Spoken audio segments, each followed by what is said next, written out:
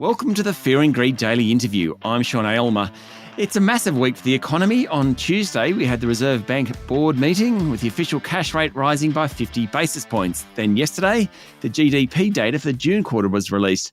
The economy grew by 0.9% during the quarter and 3.6% last financial year, which was pretty much in line with expectations. So, what's it all mean? Joe Masters is the Chief Economist at Barrenjoey. Welcome back to Fear and Greed, Joe. It's great to be with you. So let's start with the GDP and then we'll get on to interest rates and where we're going. The GDP is backward looking. Notwithstanding that, how is the economy tracking? The economy was in really good shape in the June quarter, which is the period that the GDP data measured it for. Growth was 0.9%, and particularly the domestic economy was really strong. That was up 1% in the quarter and 4.7% over the year. Within that, the big drivers of growth were, again, the almighty consumer.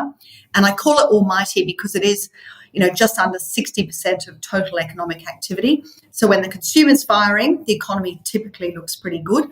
And also our export sector, of course, we're an energy and food exporter, and prices and volumes for those two items have been really high.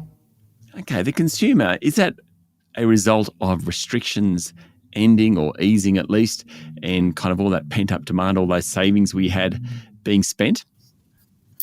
There is an element still of recovering from that, not just pandemic disruption, but also remember earlier this year we had the floods, we had lots of rainy days. We've also had a very big influenza season. So that flows into the economy in a variety of ways. So first of all, as that disruption fades, you're quite right.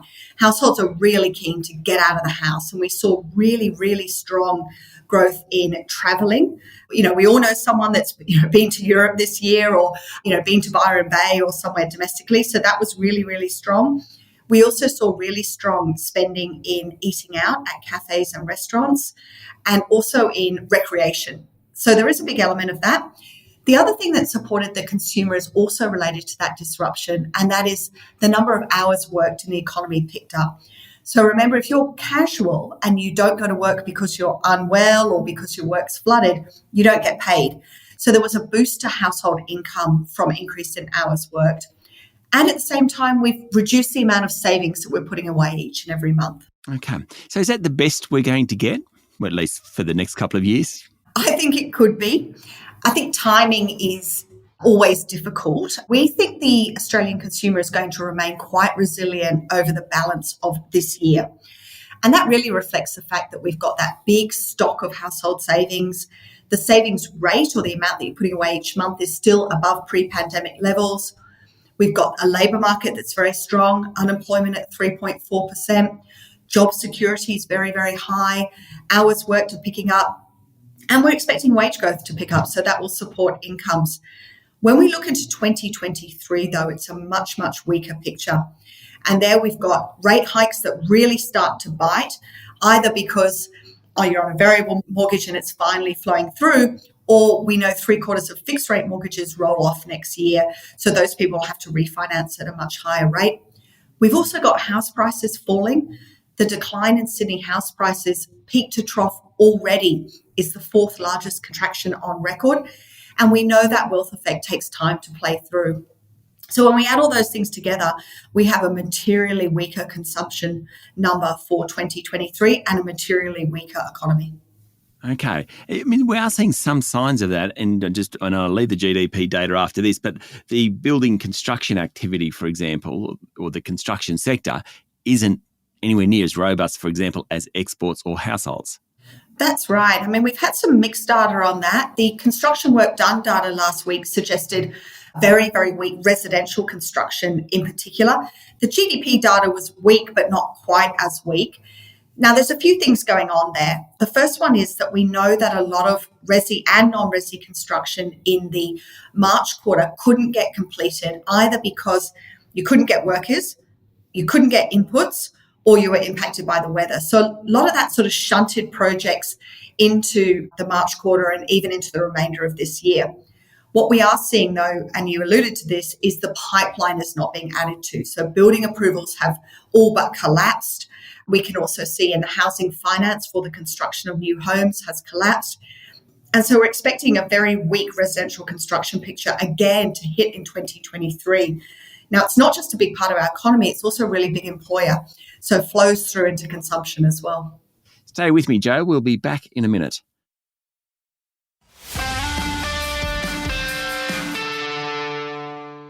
My guest this morning is Joe Masters, Chief Economist at Barrenjoey. Okay, now you mentioned interest rates. Let's get on to those. 5 months in a row of higher interest rates. The last four, it's been 50 basis points each time. It's 2.25 percentage points more now than it was back in at the very beginning of May. What's that do to an economy, firstly, and how much further do you think the Reserve Bank will go? So higher rates slow an economy. That's what they're designed to do, and that's what the RBA is trying to do. We've got a supply shock, but we've also got an economy that was running too hot and hitting capacity constraints. Now, with the rate hike that we got yesterday, it would appear the bank's own assessment, and certainly ours here at Barrenjoey, is the cash rate is now broadly in neutral territory. That is, it's not pushing extra economic activity, but it's not yet contracting it. And we do want to see a slightly weaker domestic economy to help with the inflation challenge. So we do expect some further tightening. We're actually a little below consensus on that. We've got a 25 basis point move in October and November, and then the bank to pause from there. And there's a few reasons for that. On our assessment, that does put the interest rate into restrictive territory. We also know that it takes some months for interest rates to feed through. And so we've had such a sharp tightening cycle. There's actually still a lot to come through. I mean, you might have heard some of the major banks saying their customers have only experienced the first 75 basis points of tightening. So between now and Christmas, those mortgage repayments are going to get a lot more. It also flows through to credit cards and other personal lending, and of course into business lending. Now, I think there's a lot of uncertainty at the moment, particularly offshore, but even onshore, there's a few moving parts around how quickly we can bring inflation down. But we think that a terminal cash rate of 2.85 will be enough to achieve that narrow path that the Reserve Bank governor talks about. And that is narrow path to slow the economy just enough to bring inflation down, just enough, the Goldilocks, pick the right porridge bowl first. Okay. It's a tightrope, though. I mean, what we're using monetary policy is a blunt instrument. And as you've just been explaining to us, it takes a while to flow through. So it must be hard to manage the economy when you really don't know how much of the effect has hit the real economy yet. I think there's a lot of uncertainties at the moment.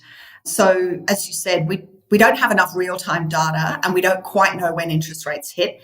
You know, we talk about in economics the lag from monetary policy as being long and variable. So we know it takes time, but it's very variable how long it does take. We've never seen a tightening cycle where household debt is as high as it is today. We haven't seen a tightening cycle for a long time that's had such a high portion of mortgages that are fixed.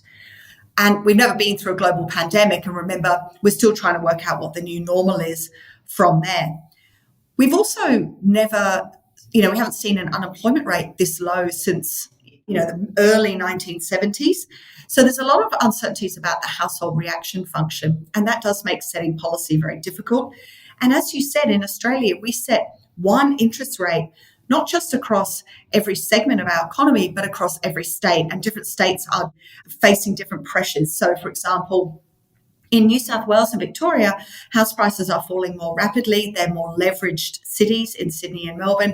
And so rate hikes hurt a little bit earlier and a bit faster and harder there than they do perhaps in some leveraged cities. So there's a lot of uncertainty, and I think it's a really hard task for policymakers at the moment. You mentioned house prices there. I can't let you go, Joe, without getting your prediction on that. Earlier on, you said the peak to trough already is the fourth largest fall on record. How far are they going to go? So we think peak to trough somewhere between 15 and 20% for national house prices, and it'll be a much bigger fall in Sydney in particular. That market is already leading the way, and we expect about half of that decline to happen in this calendar year. So we've already seen house prices falling for a few months now, that those declines have been accelerating. We expect pretty significant weakness over the balance of this year. And we can see that in housing finance, which has really weakened quite dramatically. House prices are falling, interest rates are rising. That impacts the amount you can borrow. So even those people brave enough to step into the market can borrow less. So it's going to be a pretty significant drag on the economy directly through the income channel. So how much money you've got to spend on other things, through the wealth effect, which is very powerful, and of course through residential construction. Do you like being an economist at this particular point in the economic cycle, Joe? It must be pretty cool. Look, it's pretty cool. I don't always wake up at 5 a.m. before the market and think it's really cool. No. Look, I do think that the last few years have been an incredibly interesting time to be an economist. And certainly since I joined Barrenjoey, which is almost 6 months ago, it's been a truly extraordinary time. Yeah. I don't think in my whole career I've seen so many parts of the economy moving and so much uncertainty across all of them. And look, I hope that it inspires lots of people to study economics, particularly females. We know that we need more diversity, and we're setting policies that are going to be really critical for Australia's medium-term economic prospects and our own livelihood. So I hope that, young kids out there and young Australians are finding this debate interesting too. I hope so, Joe. Thank you for talking to Fear and Greed. It's always a pleasure. Thanks for having me. That was Joe Masters, Chief Economist at Barrenjoey. This is the Fear and Greed Daily Interview. Remember, this information is general in nature and you should seek professional advice before making any investment decisions. Join us every morning for the full episode of Fear and Greed, Australia's most popular business podcast. I'm Sean Aylmer. Enjoy your day.